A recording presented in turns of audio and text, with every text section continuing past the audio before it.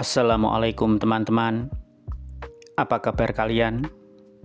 Sehat-sehat selalu ya.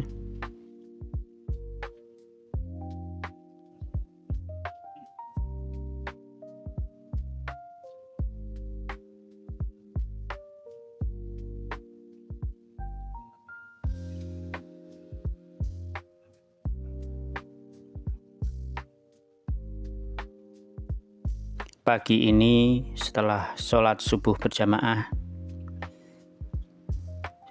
aku dan Berwido sarapan arem-arem dulu sebelum mempersiapkan meja dan whiteboard untuk kegiatan tahsin bapak-bapak dan ibu-ibu di masjid yang diasuh oleh Ustadz Anggi.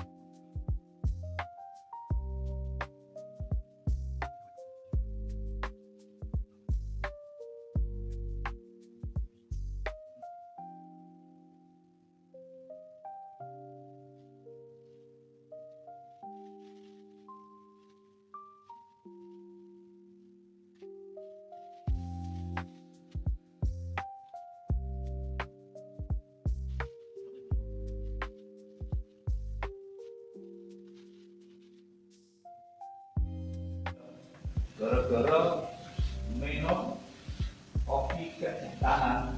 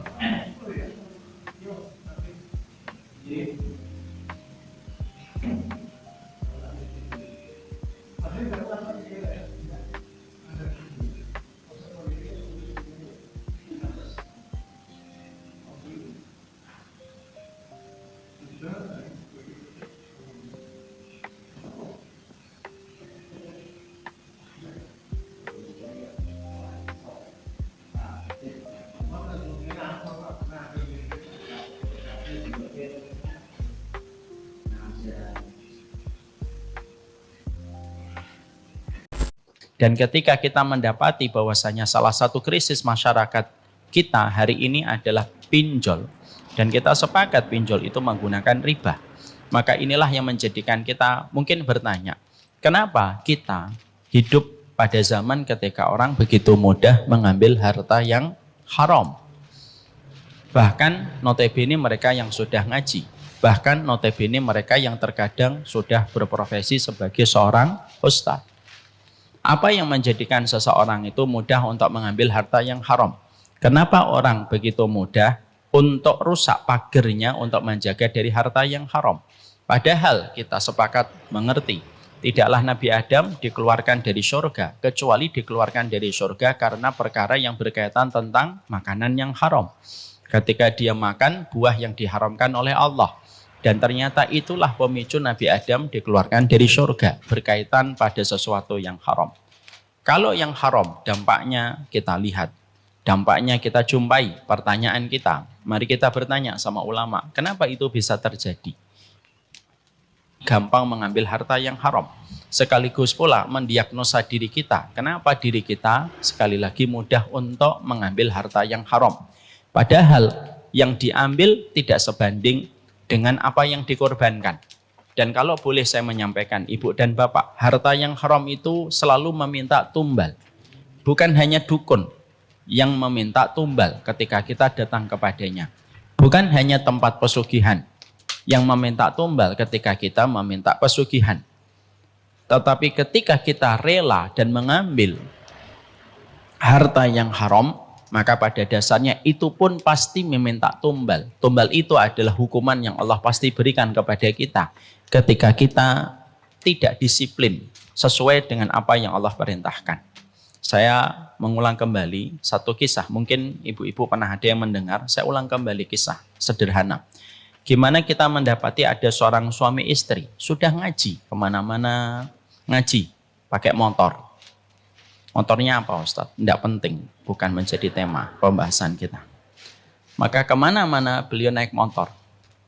Maka akhirnya mereka sudah sering ngaji, sampai akhirnya mereka memiliki bisnis roti. Tetapi rotinya tidak berkembang, rotinya mungkin tidak melejit. Begitu-begitu saja, walaupun kadarnya sudah bisa memberikan kecukupan kepada keluarga kecil ini. Sampai sang suami ingin membesarkan roti itu dan berkata kepada istrinya, gimana kalau kita mengajukan pinjaman ke teman-teman kita supaya kita bisa memiliki modal membesarkan usaha dan bisnis roti kita?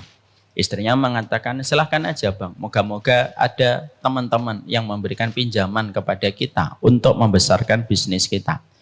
Coba 1, coba 2, coba 3. Ternyata tidak ada satupun yang memberikan pinjaman. Ingat ya Bapak dan Ibu, kalau kita ingin untuk melakukan sebuah kebaikan, selalu ujiannya itu ada. Kadang-kadang setiap kita ingin berlaku yang benar, Allah memberikan kepada kita kesulitan supaya Allah mengetahui kadar kejujuran kita kepada Allah. Maka ketika tidak mendapatkan pinjaman, akhirnya sang suami berkata, tidak ada yang minjemin kita. Ini kalau kita begini-begini saja nanti tidak besar. Bagaimana kalau kita mengajukan pinjaman riba? Pada saat itu sang istri mengatakan, Bang, kita kan sudah ngaji, kita sudah belajar, kita sudah paham bagaimana riba itu sendiri. Tapi karena suami terus memberikan narasi, suaminya mengatakan, tidak apa-apa pinjam riba, nanti setelah kita cukup, nanti kita bertaubat. Kita perbanyak untuk sedekah, kita perbanyak untuk membantu program-program dakwah. Mereka lupa dengan hadis Nabi. Apa hadisnya? Innallaha thayyibun wa la yaqbalu illa thayyiban. Allah itu baik dan tidak pernah menerima kecuali yang baik. Harta yang disedekahkan dari harta riba tidak diterima sama Allah. Akhirnya karena terus-terusan suami memberikan narasi, lama-lama akhirnya seorang istri lemah. Lemahnya perempuan itu di mata atau di telinga? Di telinga. Perempuan itu lemahnya mata atau telinga? Telinga. Perempuan. Laki-laki lemahnya di mana? Mata. Perempuan itu lemahnya 2, Bu.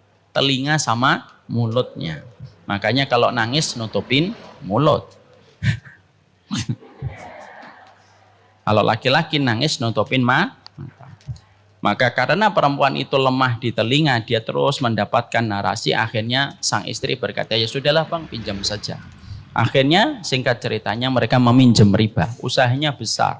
Yang mereka asalnya rajin kajian sudah mulai jarang datang ke kajian. Usahanya semakin besar. Suaminya sering terlambat sholat dan justru terkadang malah tidak sholat di masjid atas nama kesibukan mengurus bisnisnya. Sampai akhirnya betul-betul goal dan betul-betul berhasil usahanya.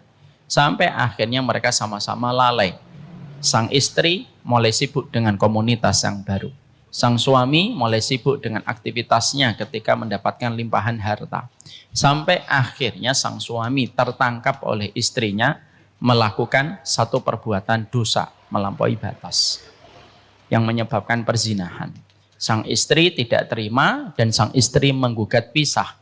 Dan ketika mereka akhirnya diketok palu, dipisahkan oleh pengadilan dan mereka resmi bercerai, perusahaan mereka karena mereka dua-duanya sebagai pemilik, ownernya, akhirnya perusahaannya dibelah menjadi 2, dibagi menjadi 2.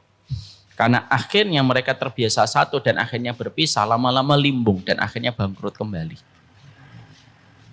Apa pelajaran yang didapatkan? Pelajaran yang didapatkan pada peristiwa yang cukup viral ini, maka beliau menuliskan kisah nyata ini sembari beliau menuliskan sebuah kalimat. Disitulah kami tahu, kami sudah ngerti ilmunya, kami sudah paham tentang ribanya, tetapi kami tetap nekat mengambil riba itu. Tidak ada yang salah kecuali diri kami sendiri ketika kami berani melawan berperang dengan Allah, dan inilah yang kami dapatkan. Disitulah kita memahami harta haram antara yang kita peroleh dengan apa yang kita dapatkan itu tidak sebanding.